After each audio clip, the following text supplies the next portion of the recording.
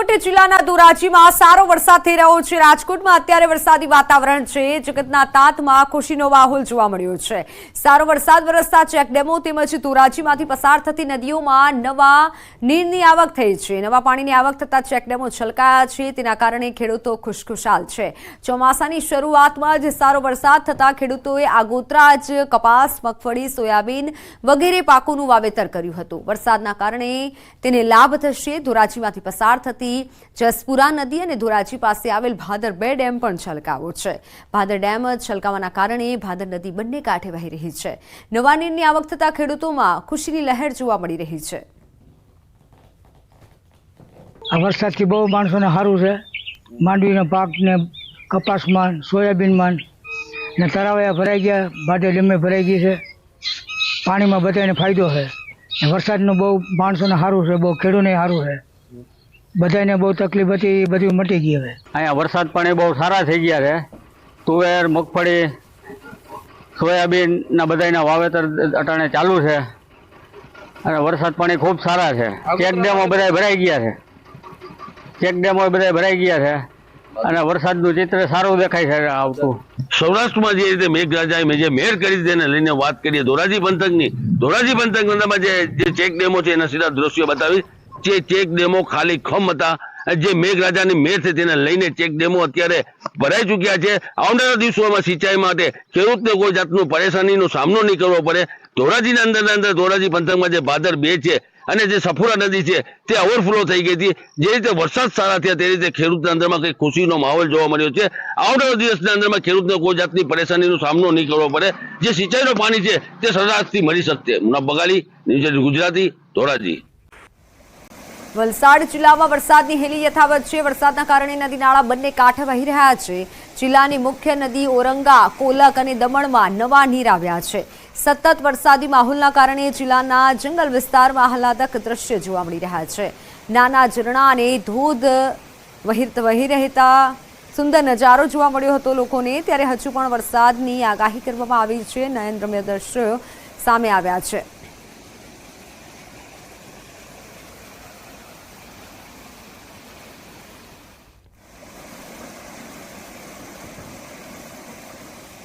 વલસાડ જિલ્લામાં આજે પણ વરસાદી માહોલ યથાવત છે। જિલ્લાના તમામ તાલુકાઓમાં નોંધપાત્ર વરસાદ વરસ્યો છે। જોકે સૌથી વધુ વરસાદ વલસાડના છેવાડે આવેલા કપરાડા અને ધરમપુર તાલુકામાં વરસ્યો છે।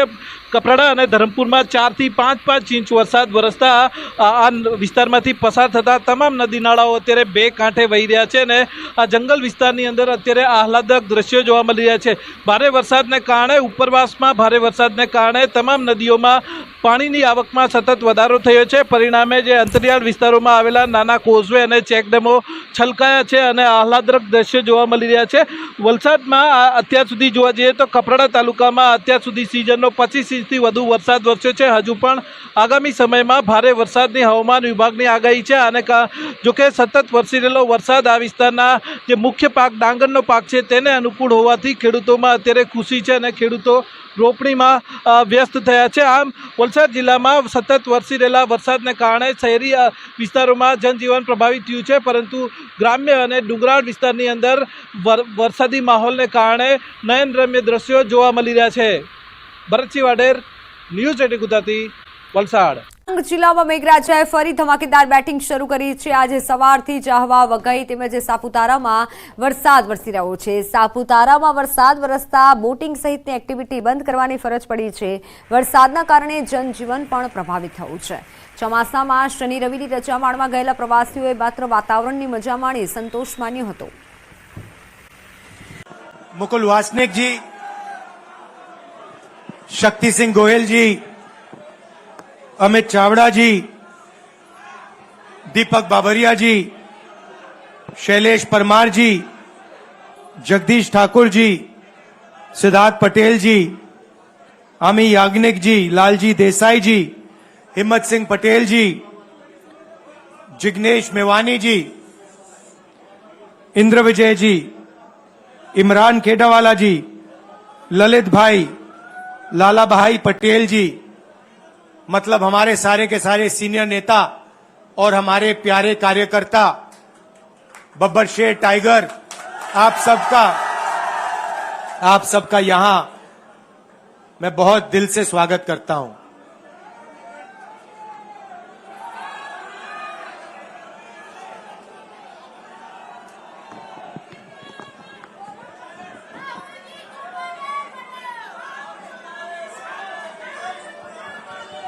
पार्लियामेंट हाउस में आपने देखा होगा कि अजीब सी बात है,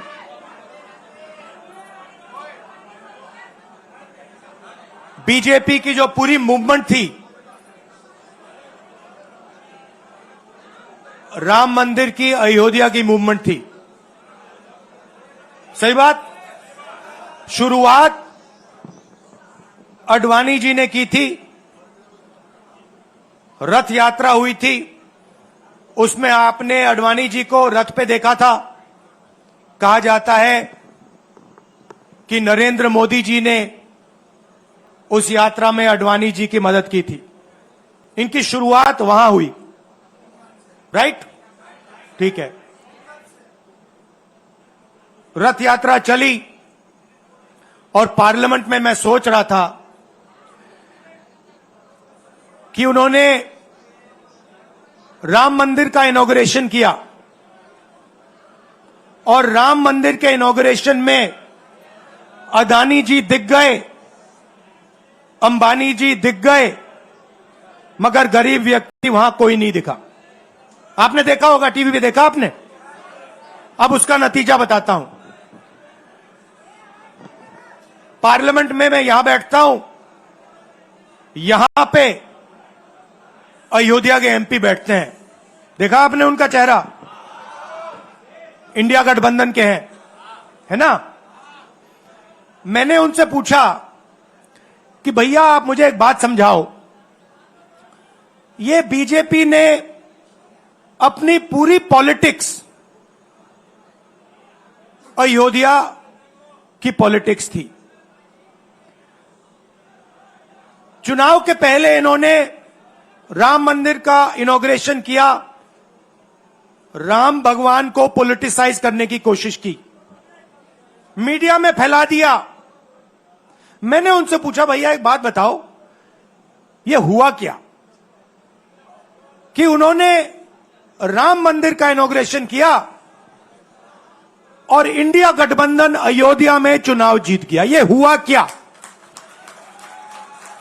और मुझे जवाब उन्होंने दिया, मैं ये जवाब आपको देना चाहता हूं।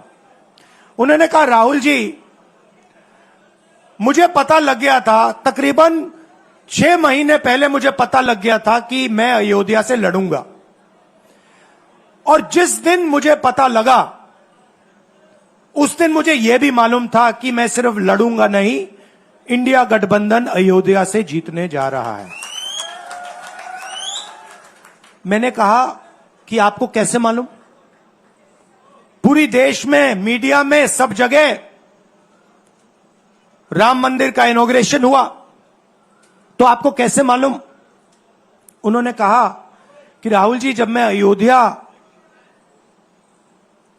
में लोगों से बात करता था तो मुझे अयोध्या के लोग सिर्फ 2-3 चीजें कहते थे। पहली बात कहते थे कि अयोध्या में मंदिर बनाने के लिए, क्लीन अप करने के लिए बहुत सारे लोगों से जमीन ली गई, बहुत सारे लोगों की दुकानें, घर तोड़े गए, और आज तक जिन लोगों के घर छीने गए, तोड़े गए, दुकानें तोड़ी गई, आज तक उनको नरेंद्र मोदी जी ने कॉम्पनसेशन नहीं दिया। पहली बात। जहां भी वो जाता था लोग उनसे कहते थे हमारी जमीन छीनी गई, सरकार ने हमें मुआवजा नहीं दिया। दूसरी बात, अयोध्या का इंटरनेशनल एयरपोर्ट बना, बड़ा एयरपोर्ट, जमीन किसकी गई? अयोध्या के किसानों की जमीन गई। आज तक उनको सही मुआवजा नहीं मिला। और तीसरी बात इन्होंने बताई मुझे, तीसरी बात, राहुल जी, अयोध्या की जनता को बहुत गुस्सा आया जब उन्होंने देखा कि राम मंदिर के इनॉग्रेशन में अयोध्या का एक भी व्यक्ति नहीं था। यह कारण थे। मगर मैं आपको यह कहानी क्यों बता रहा हूं? क्योंकि जो मूवमेंट अडवाणी जी ने चालू की थी, उस मूवमेंट को जिसका सेंटर अयोध्या था, उस मूवमेंट को इंडिया गठबंधन ने अयोध्या में हरा दिया है। बहुत बड़ी बात कह रहा हूं। मतलब इनका पूरा जो सेंटर था, वहां पे हमने, आप जैसे कार्यकर्ताओं ने, कांग्रेस पार्टी के कार्यकर्ताओं ने, और आप जाके पूछिए वहां पे समाजवादी पार्टी के किसी भी नेता से पूछ लीजिए और वो आपको बताएगा कि कांग्रेस पार्टी का कार्यकर्ता बब्बर शेर जैसे हमारे साथ खड़ा हो गया था, 1 इंच पीछे नहीं हटा। तो अयोध्या में कांग्रेस पार्टी ने, इंडिया गठबंधन ने इनको हराया है। तो अगला स्टेप क्या है? अब इन्होंने क्या किया? अच्छा, अंदर की बात बताता हूं। अब यहां आया हूं, परिवार से बात हो रही, तो अंदर की इनसाइड ट्रैक बता देता हूं। इनसाइड ट्रैक है, उसी एमपी ने बताया, राहुल जी यहां पे 3 बार सर्वे हुआ था। नरेंद्र मोदी जी वाराणसी से नहीं लड़ना चाहते थे, नरेंद्र मोदी जी अयोध्या से लड़ना चाहते थे। उनके सर्वेयर आए, 3 बार आए, नरेंद्र मोदी जी आए, और सर्वेयर ने उनको कह दिया, नरेंद्र मोदी जी अगर आप अयोध्या से लड़ेंगे, आप अयोध्या में हारेंगे। आप अयोध्या में मत लड़िए, क्योंकि अगर आप लड़ गए, आपका राजनीतिक करियर अयोध्या में खत्म हो जाएगा। इसलिए अयोध्या से नहीं लड़े, वाराणसी से लड़े। और वाराणसी में हमने 1-2 छोटी गलती कर दी, नहीं तो वहां उनको निपट लेते। मतलब आप देखिए, अयोध्या में उन्हीं के लोगों ने उनसे कहा कि हारोगे, और काशी में कितने से जीते? 1 लाख वोट से जीते। मतलब जान बचा के निकले हैं। सच्चाई है।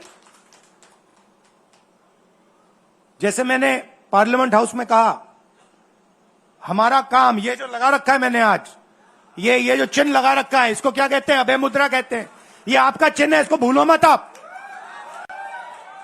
आज वापस जाओगे, अलग अलग धर्म के लोग हो आप, हर धर्म में यह चिन्ह आपको दिखाई देगा। गुरु नानक जी की फोटो देखिए, महावीर की देखिए, बुद्धा की देखिए।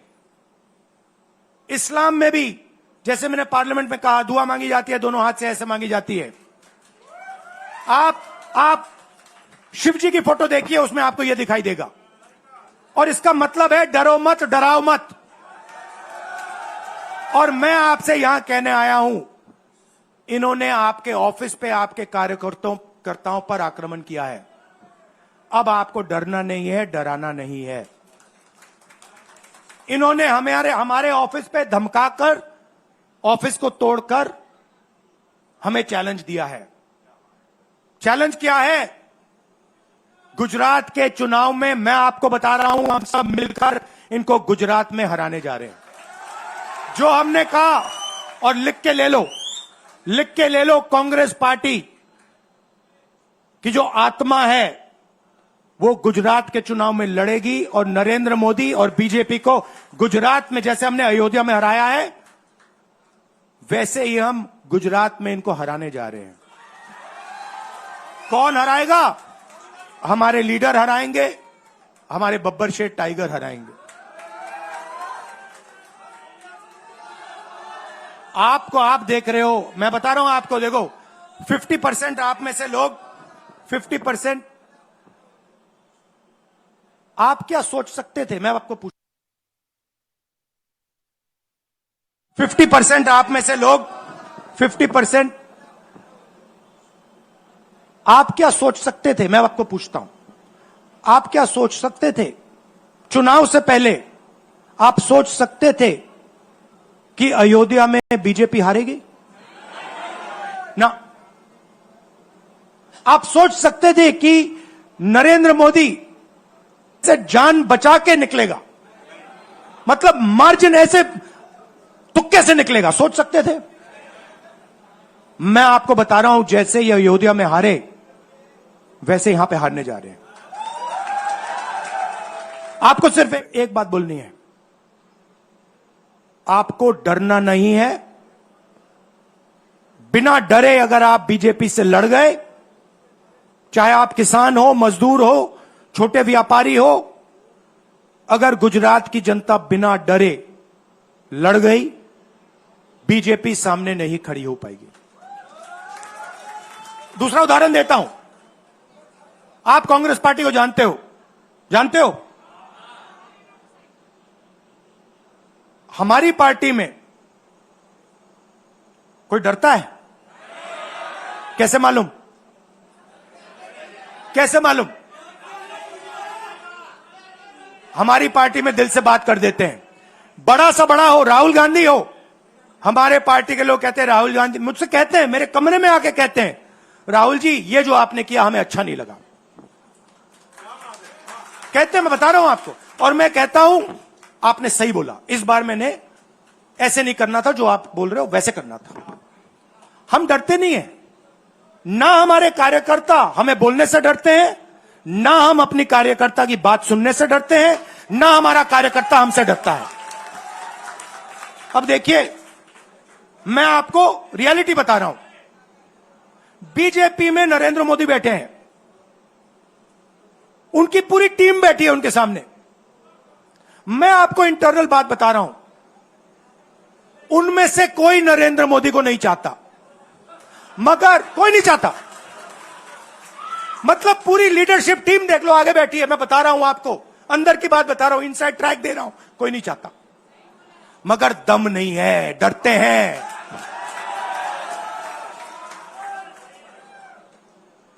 अगर नरेंद्र मोदी जैसा लीडर कांग्रेस पार्टी में होता, पूरी कांग्रेस पार्टी खड़े हो जाती, कहती है नहीं हम डरते नहीं है, हटो यहां से। मगर उनकी पार्टी में दम ही नहीं है, उनके कार्यकर्ताओं में दम नहीं है। आप देखो ना, एक आदमी खड़ा है वहां पे, सबकी हवा निकल गई, मतलब हम डरते नहीं है, हटो यहां से। मगर उनकी पार्टी में दम ही नहीं है, उनके कार्यकर्ताओं में दम नहीं है। आप देखो ना, एक आदमी खड़ा है वहां पे, सबकी हवा निकल गई, मतलब कार्यकर्ताओं की हवा निकल गई, आरएसएस की हवा निकल गई, सारे लीडर्स की हवा निकल गई। सच बोल रहा हूं ना। और हमारे मतलब छोटा सा कार्यकर्ता होता है, टाइगर होता है, आता है कांग्रेस प्रेसिडेंट के सामने, आता है राहुल गांधी के सामने, आता है, कहता है भैया मेरे दिल में ये बात है, आपको ना लगे मैं तो बोल रहा हूं। तो ये है कांग्रेस पार्टी। अंग्रेजों के साथ ये खड़े हो गए थे सारे के सारे आरएसएस वाले। हम लड़े थे, हम लड़े थे, हमने कहा, देश से हमने कहा था डरो मत, डराओ मत, हमने कहा था। बीजेपी के लोगों ने हाथ जोड़ के कहा था भैया डर गए हम, जो करना है कर लो। तो आप अपनी हिस्ट्री समझो, जो डर की भावना होती है ना, वो आप में नहीं है, उनमें है। और इसी के कारण मैं आपको बता रहा हूं, कांग्रेस पार्टी गुजरात में जीतेगी और गुजरात से ही नई कांग्रेस पार्टी बनेगी। क्योंकि कांग्रेस पार्टी, मैं गहरी बात बोल रहा हूं, मैं ऐसी आलतू फालतू बात नहीं करता हूं। देखिए, कांग्रेस पार्टी बनी कहां थी? मतलब हमारे जो सबसे बड़े नेता थे, जिन्होंने रास्ता दिखाया था, आप क्या सोचते हो जब यहां अंग्रेज राज करते थे, क्या डर नहीं था? गुजरात के व्यक्ति ने कहा था, महात्मा गांधी ने देश को कहा कि देखो, डरो मत, डराओ मत। और आग गुजरात से शुरू हुई थी। और आज अगर कांग्रेस पार्टी है, तो वो पार्टी, वो भावना, वो सोच गुजरात से शुरू हुई थी। इसीलिए जब इन्होंने हमारा ऑफिस तोड़ा, मैंने सोचा भैया मौका मिल गया, अब हम इनको सबक सिखाएंगे। जैसे इन्होंने हमारा ऑफिस तोड़ा, वैसे ही हम उनकी सरकार को तोड़ने जा रहे हैं। अच्छा, अब मैंने डरो मत की बात करी, मगर एक शिकायत भी है। एक शिकायत भी है। यह भी नहीं है कि कांग्रेस पार्टी गुजरात में कमियां नहीं है, ये कहना पड़ेगा, कहना पड़ेगा। कमी क्या है? एक कार्यकर्ता ने मुझे बहुत अच्छी तरह बताया, कांग्रेस पार्टी के कार्यकर्ता ने, राहुल जी, कहता है मुझे, राहुल जी, ये कांग्रेस पार्टी में एक मुश्किल है, दो तरीके के घोड़े होते हैं, एक रेस का घोड़ा होता है, दूसरा शादी का घोड़ा होता है। ये आप कभी कभी कांग्रेस पार्टी क्या करती है, रेस के घोड़े को शादी में भेज देती है और शादी के घोड़े को रेस में लगा देती है। तो उसने कहा ये आप बंद करा दीजिए, रेस के घोड़े को आप रेस दौड़ाइए और शादी के घोड़े को आप शादी में भेजिए। तो ये हमें गुजरात में करना है। जो रेस का घोड़ा है, जो तैयार है, दौड़ने के लिए तैयार है, उसको रेस में लगाना चाहिए। और जो हमारे शादी के घोड़े हैं, जो हैं, वो हैं, उनको हमें शादी में, बारात में नचा देना चाहिए।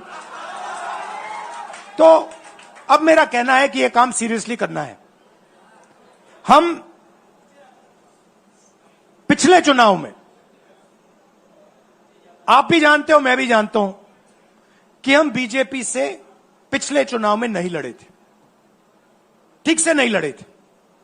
उससे पहले चुनाव में 2017 में हम 3 महीने कह लो, 4 महीने कह लो, 4 महीने 3 महीने हम लड़े और नतीजा आपने देखा। आपने देखा, गुजरात के सीनियर नेताओं ने मुझे बस में कहा, मैं बता रहा हूं आपको इनसाइड ट्रैक, मुझे बस में कहा कि राहुल जी, गुजरात में हमें 40 सीटें मिलेंगी। मैंने उनसे कहा 40 नहीं, हम चुनाव जीतने जा रहे हैं। और 16 सीट से हम चुनाव हारे। अब 3 साल है, 3 महीने में हम फिनिश लाइन तक पहुंच गए थे। 3 साल में हम फिनिश लाइन को मतलब उधर पीछे छोड़ के निकल जाएंगे। मैं आपको यहां कह रहा हूं कि आप लोग गुजरात में कितने साल बाद, 30 साल हो गए, 30 साल हो गए, मैं आपको बता रहा हूं, मानो ना मानो, आप में से 50% अभी मान रहे हैं और 50% कह रहे हैं नहीं भैया नहीं होगा। जो 50% मान रहे हैं, मैं आपसे बात कर रहा हूं, जो 50% मान रहे हैं, मैं आपसे बात कर रहा हूं, आप लड़ जाओ और ये बाकी 50% बैठे हैं, उनकी माइंड बदल दो, नैया पार हो जाएगी, सरकार बन जाएगी। और मैं आपसे कहना चाहता हूं कि एआईसीसी की टीम, राहुल गांधी, मेरी बहन, सारे के सारे सीनियर लीडर आपके साथ यहां खड़े होंगे, आपके साथ मिलकर इनकी सरकार को तोड़ेंगे। आपने बहुत सहा है, बहुत लाठियां खाई हैं, बहुत अपमान हुआ है आपका, गालियां खाई हैं आपने, अब बहुत हो गया। अब इनको हमें सबक सिखाना है और हम इनको हराने जा रहे हैं। और नफरत से नहीं, मोहब्बत से आप देखना, मोहब्बत से हम इनको हराएंगे। कैसे? क्योंकि नरेंद्र मोदी जी का जो विजन था, वो गुब्बारा जो था वो फट गया है, फटाक से वो फट गया है। आप सोचिए, पार्लियामेंट हाउस में नरेंद्र मोदी वहां बैठे, मैं यहां, और मैंने प्रधानमंत्री जी से उनके सामने कहा कि नरेंद्र मोदी जी, आप एक व्यक्ति भी नहीं कह सकता हूं, पता नहीं आप क्या हैं, क्योंकि आपने ही कहा कि मैं नॉन बायोलॉजिकल हूं, मैं बायोलॉजिकल नहीं हूं, और मेरा सीधा डायरेक्ट कनेक्शन है ईश्वर से। अरे भैया, आपका डायरेक्ट कनेक्शन है ईश्वर से, तो अयोध्या कैसे हार गए? कैसे हार गए? तो हमारे प्रधानमंत्री सोचते हैं कि बाकी सब लोग बायोलॉजिकल, गुजरात की जनता बायोलॉजिकल, गांधी जी बायोलॉजिकल, हिंदुस्तान के किसान मजदूर सब लोग बायोलॉजिकल, और Narendra Modi non biological. Speaker sir ने मुझे कहा, ऐसे मत बोलिए। मैंने कहा, मैं थोड़ी बोल रहा हूं, ये तो प्रधानमंत्री बोल रहे थे, मैं तो उनकी बात कर रहा हूं। स्पीकर बिल्कुल चुप हो गए। बात तो सही है, बात तो सही है, ये राहुल गांधी के शब्द थोड़ी है, ये तो हिंदुस्तान के प्रधानमंत्री के शब्द हैं, नॉन बायोलॉजिकल। अब सोचिए, वो व्यक्ति जो अपने आप को नॉन बायोलॉजिकल समझता है और देश की जनता को बायोलॉजिकल समझता है, कि मतलब मैं यहां और बाकी जनता वहां, वो गुजरात को विजन कैसे दे सकता है? जो किसानों का दर्द नहीं समझ सकता, मजदूरों का दर्द नहीं समझ सकता, डायमंड इंडस्ट्री में जो काम करते हैं उनका दर्द नहीं समझ सकता, नॉन बायोलॉजिकल व्यक्ति वो गुजरात को कैसे रास्ता दिखा सकता है? नहीं दिखा सकता। तो अब आपका काम है गुजरात को विजन देना, गुजरात के युवाओं को, किसानों को, मजदूरों को, माताओं बहनों को विजन देना कि भैया हम आपके लिए ये करने जा रहे हैं। आपने हमारा मैनिफेस्टो देखा, हिला के रख दिया था बीजेपी को, आपने देखा? वैसा मैनिफेस्टो बनाना है गुजरात के लिए। गुजरात की जनता से मिलकर 1 लाख लोगों ने हमारा मैनिफेस्टो बनाया था। वैसे ही हम गुजरात में लाखों लोगों से पूछकर अपना मैनिफेस्टो बनाएंगे, गुजरात को विजन देंगे, और फिर चुनाव पूरा दम लगा के लड़ेंगे, और यहां इनकी जो सरकार है उसको तोड़ के हटप्परे कर देंगे। आप सबका दिल से धन्यवाद। आखिरी बात मैं कहना चाहता हूं, यहां जगन्नाथ यात्रा हो रही है, आप सबको और जो यात्रा में भाग लेंगे आप सबको शुभकामनाएं देना चाहता हूं, और दिल से प्यार देना चाहता हूं। आप सबका दिल से धन्यवाद, नमस्कार, जय हिंद। अब है मुद्रा, डरो मत, डराओ मत।